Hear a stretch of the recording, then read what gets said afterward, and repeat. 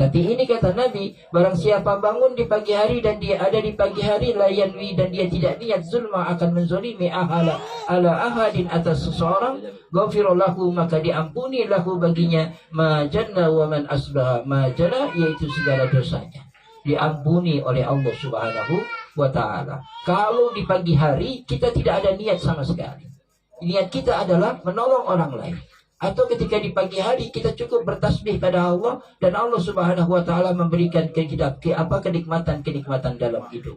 Makanya ketika dalam hidup ini Allah selalu menjelaskan tentang kekuasaannya pada kita. Bagaimana Allah membuktikan kekuasaannya pada kita? Terkadang kita menginginkan sesuatu tidak terwujud.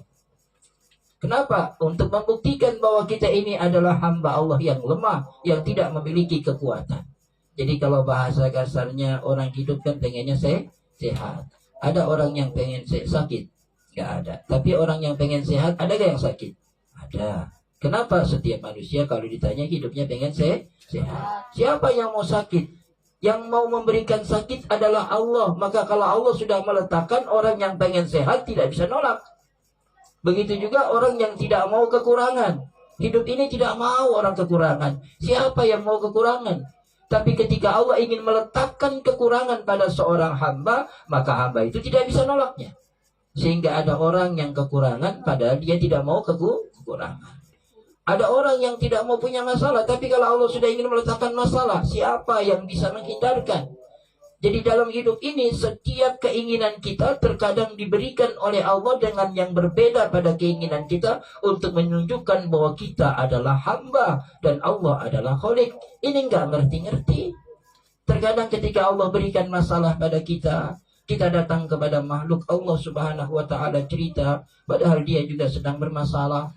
Makanya ketika Allah Subhanahu wa taala berikan setiap ujian pada seorang hamba, apa kata Allah? Allah Subhanahu wa taala menyatakan, "Allazi khalaqal mauta wal hayata liyabluwakum ayyukum ahsanu amala."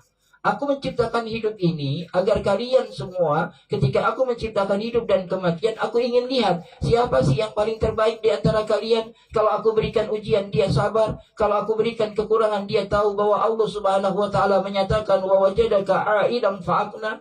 Allah pernah cerita dalam Al-Quran, sesungguhnya aku Allah melihat ketika kalian kekurangan, tapi aku tunggu kalian tidak minta-minta. Ketika aku temukan kalian dalam masalah, kalian bimbang, duduk termenung dalam keadaan bingung untuk mencari solusi. Tapi aku ingin mendengar cerita kalian, kalian tidak cerita. Allah Subhanahu wa taala menyatakan, "Wa wajadaka dhalam fa'ada." Aku tahu kalian bingung, aku tahu kalian bimbang, aku tahu kalian pusing dengan masalah kalian, tapi aku ingin dengar cerita kalian padaku. Ternyata tidak ada satupun yang cerita pada Allah. Jadi dia lebih senang cerita pada makhluk. Inilah yang dikatakan munajatnya seorang hamba dalam masalah adalah solusi. Munajatnya seorang hamba dalam kekurangan adalah solusi. Munajatnya seorang hamba dalam sakit adalah obat. Ini semua dinyatakan oleh Nabi Shallallahu Alaihi Wasallam. Jadi para jamaah sekalian, diterangkan oleh Rasul bahwa barang siapa yang di pagi hari dia tidak niat untuk menzolimi hambanya, maka Allah mengampuni dosanya. Allah ampuni itu dosa. Dosa itu kan kita banyak sekali. Setiap hari kita membuat dosa, merajut dosa. Maka Allah Subhanahu wa taala Maha tahu dosa-dosa kalian akan terus kalian rangkai sampai kalian berpisah dengan ruh kalian. Jadi orang kalau masih hidup biar mengatakan bahwa aku tidak mau berbuat dosa itu bohong. Kenapa Allah menyatakan dalam Al-Quran, Rabbana zalamna anfusana wa in lam taghfir lana wa tarhamna lanakunanna minal khasirin. Jadi orang yang masih hidup pasti dia akan berbuat maksiat. Kapan dia akan meninggalkan maksiat secara sempurna? Kematianlah yang menyebabkan orang maksiat. Makanya orang kalau sudah ahli judi, dia akan berhenti dari judi. Kalau dia tidak bisa berhenti dari judi dalam keadaan hidup, pasti udah mati berhenti. Kan bahaya kalau ada orang judi, mati masih judi juga. Yang ada kabur. Makanya orang yang sudah apapun yang mereka lakukan maksiat, Allah akan menjadikan wal mautu raha min maksiatin. Allah akan jadikan dia istirahat dari maksiat. Siapa saja akan diistirahatkan oleh maksiat. Jadi kita jangan benci dengan ahli maksiat. Ada salahnya dia akan berhenti dari kemaksiatannya. Kapan? Saat dia dikafankan, disolatkan, didoakan, dia berhenti dari maksiatnya. Cukup hantarkan saja dia ke liang lahat. Doakan saat dia sholat jenazahnya, dan jangan kau bicarakan aibnya. Kenapa? Min ummati Rasulullah sallallahu alaihi wasallam. Ini yang dinyatakan oleh Nabi, Allahumma fil ummati Sayyidina Muhammad. Saking begitu indahnya orang-orang yang begitu dekat dengan Allah, selalu munajat pada Allah, meneteskan air mata, ampuni sang pendosa di seluruh dunia ini ya Allah. Kenapa? Saking begitu istilahnya sayangnya. Jadi ada orang mau diazab malaikat, kan ada orang malaikat yang kesel juga. Ini ninggalin sholat mulu. Kata malaikat rezeki, aku disuruh ngasih rezeki, tahan dulu deh, gue kesel banget sama dia. Kata malaikat, Rokib dan Atid, kenapa? Pegel tangan gue, nyatet dosa mulu. Jadi orang kalau nyatet dosa, rada-rada nggak senang. Sama guru juga begitu, guru TSD kita mau nyatet rapot merah semua, kayaknya pegel juga. Tapi kalau bagus mah semangat. Nah begitu juga ketika Raqib dan Atid ditugaskan oleh Allah, ada kalanya dia senang ketika mencatat amal baiknya, dan dia mengangkat tangan dan berdoa pada Allah, ya Rabb, Allahumma gfir, ampuni dosa-dosanya ya Rabb. Begitu banyak kebaikannya.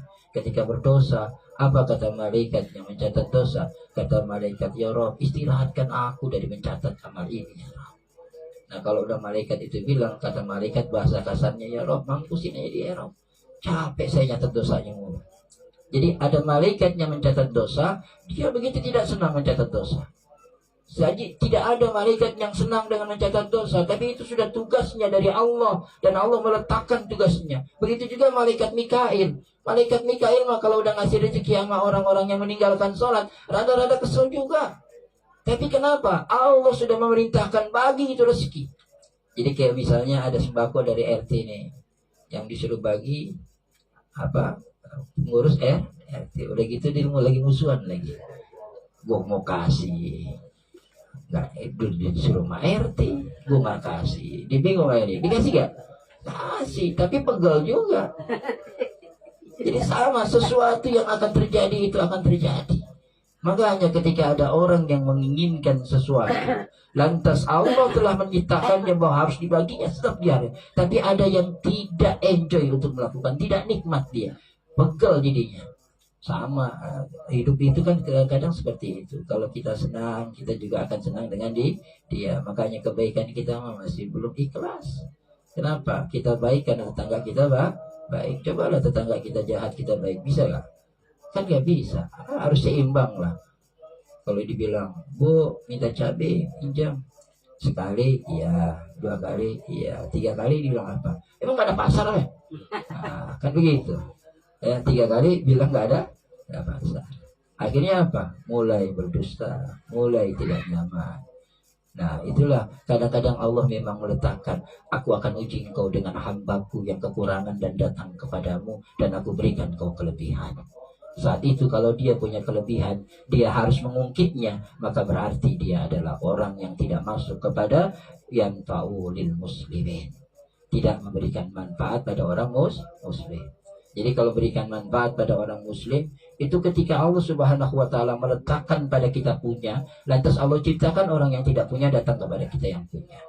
Kenapa? Karena itu sengaja Allah menciptakan kita punya dulu. Makanya kalau kita punya didatangkan oleh orang yang tidak punya, bersyukur kepada Allah. Kenapa ya Rabb? Engkau berikan aku sesuatu karena engkau telah ciptakan seorang hamba yang membutuhkan sesuatu yang aku berikan. Nah kalau engkau ada punya, sudah balik lagi, ya Rabb, engkau jadikan aku tidak memiliki, tapi engkau telah